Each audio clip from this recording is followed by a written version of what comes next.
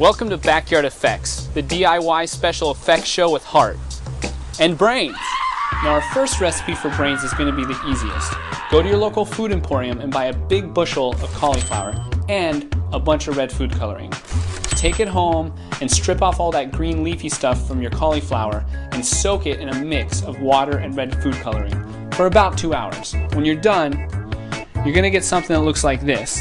Now, I don't think I got the color really right, but I also added a bunch of fake blood, and it gets pretty wiggly and gross, so you get the idea. Now our second method is to just go out and buy one of these pre-made brain molds. For about $15, you can make a gelatin brain that Cosby would go crazy for. You see, Rudy, but Theo!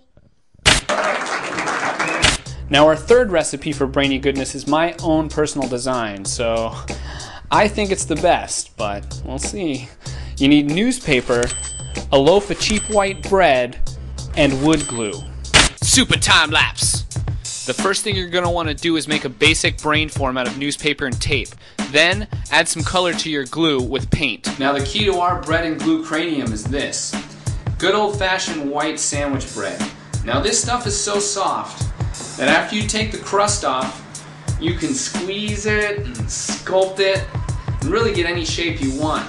But we're going to go for this long, skinny one. You glue enough of these to our newspaper form, and you've got a brain. Sure, our bread and glue brain is cheap, but it's also very messy and very time-consuming. Make sure and squish each piece of bread very tightly, otherwise when you start to add the glue, it'll fall apart. Do a small section at a time, allow the glue to dry, and then do the next section. Hey kids! Want to know what's more fun than throwing a football around? Yeah!